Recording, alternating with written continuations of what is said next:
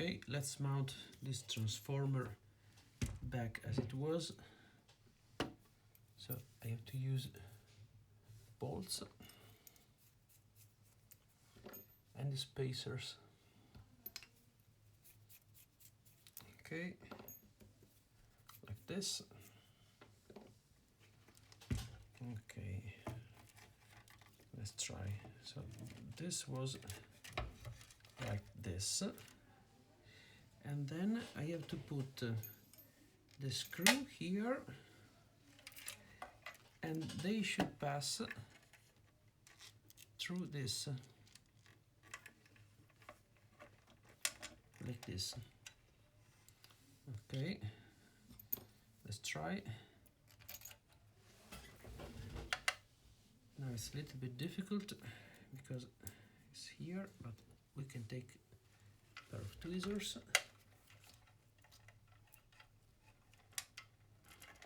Okay. No, it doesn't work.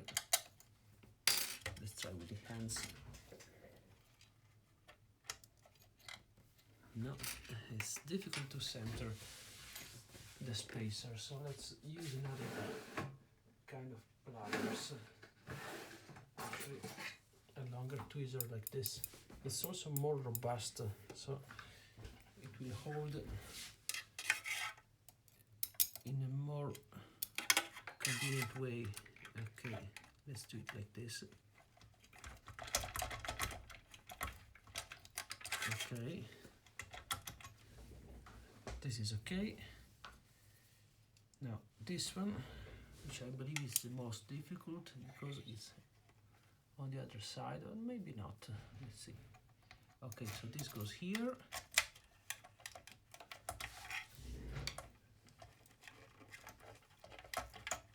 Kind of. Okay, doesn't go. Yes, okay, fine.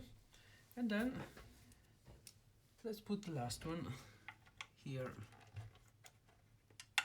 Okay, the screw. Also this one doesn't go. Okay, yes, good. And now we have to put the nuts in. So let's put one. So if I put one, then the transformer will stay in place. Let's put this one.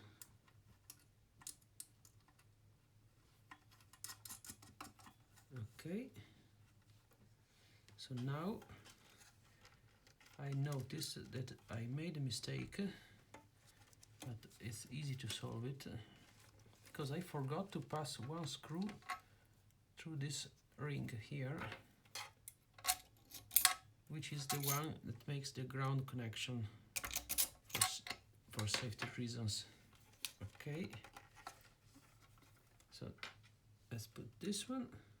So first I put all of them and then I will tie them. Okay, we are almost done.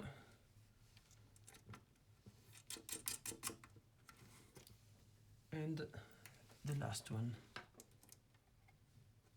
Okay.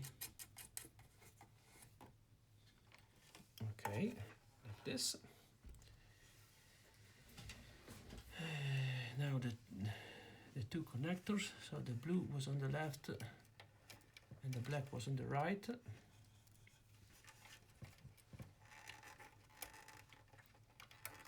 Let's try to put it.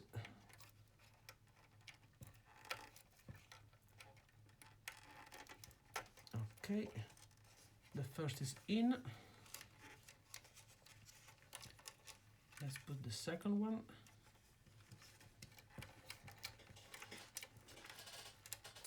It's not very easy. So let's try with the long tweezers. Okay, so we did it, and now the last connector, this big guy, which is the one that gives the power to the soldering iron, to the hot element. Okay, now before we close everything and we tie the screws, we have to test it.